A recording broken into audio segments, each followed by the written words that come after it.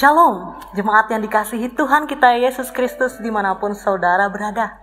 Sebentar kita akan mendengarkan firman Tuhan. Mari buka telinga dan arahkan hati kita kepadanya. Kita bersatu di dalam doa.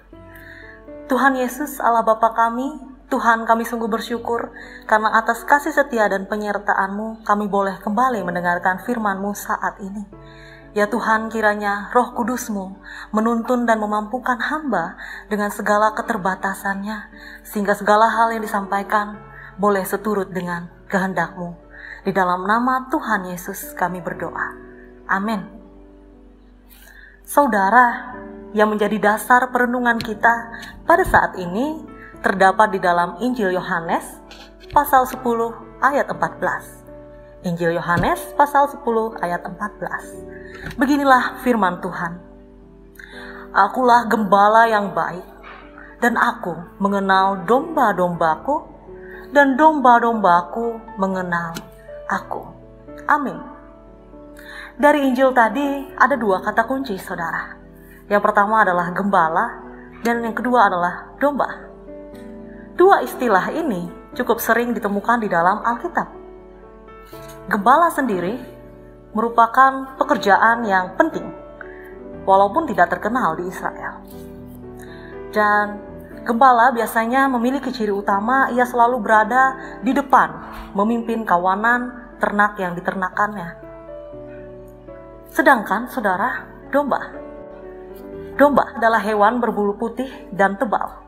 Ia dikenal suka berkelompok, penurut, dan teratur. Tetapi sayang sekali biasanya lemah. Melalui hal ini, saudara, kita diperlihatkan bahwa domba merupakan gambaran dari manusia dengan segala kelemahan dan kerentanannya yang perlu tuntunan dari Tuhan. Jika kita kembali ke Injil Yohanes pasal 10 ayat 14 tadi, saudara, dikatakan, "Akulah gembala yang baik," kata Tuhan.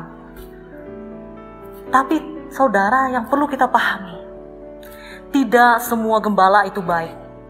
Sebagaimana kita ketahui ada dua jenis gembala, yaitu gembala upahan dan gembala sejati atau gembala yang baik ini.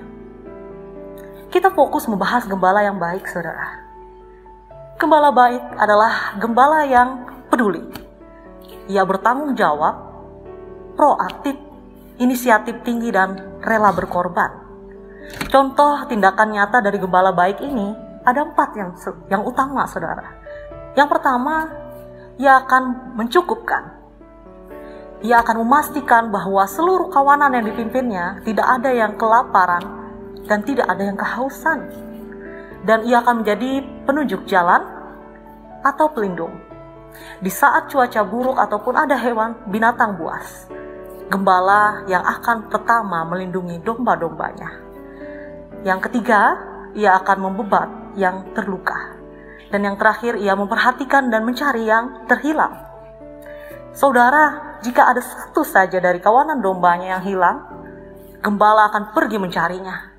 Karena bagi gembala, semua domba sama pentingnya. Selanjutnya, saudara, dikatakan pada ayat tadi, "Aku mengenal domba-dombaku, dan domba-dombaku mengenal aku." Arti kata mengenal, artinya saudara, domba dan gembala saling mengetahui satu sama lain suara, nama, kebiasaan, apa yang disenangi dan tidak. Berikut, saudara, kita saksikan sebuah video mengenai hubungan gambaran dari domba dan gembala.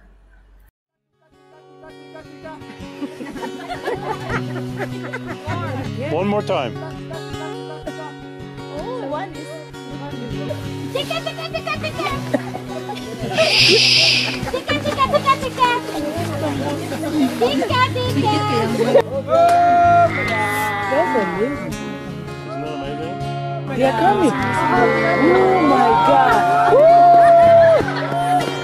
Oh my God. I can't believe it. Oh my God. Ya saudara, itu tadi adalah video mengenai gambaran hubungan dari domba dan gembala. Ada 3 poin utama yang dapat kita ambil dari video tadi dan Injil yang telah kita baca bersama. Yang pertama adalah kesetiaan, ketaatan, dan kepercayaan.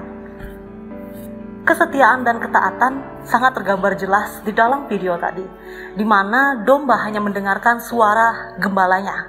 Walaupun banyak orang yang berusaha berpura-pura untuk menjadi gembala, domba tidak bergeming sedikit pun, saudara. Dan yang ketiga adalah kepercayaan. Dalam artian, domba percaya sepenuhnya kepada gembala. Sama seperti manusia. Kita percaya Tuhan telah menyelamatkan kita, sehingga kita menyerahkan hidup kita dan mempercayakan hidup kita sepenuhnya kepada Tuhan. Jadi saudara, siapakah gembala itu sekarang? Kita memang adalah domba-domba Allah, tetapi kita dituntut dan Tuhan menginginkan kita untuk menjadi gembala di dunia. Gembala dalam keluarga, gembala dalam jemaat, gembala dalam masyarakat, dan gembala bagi sesama.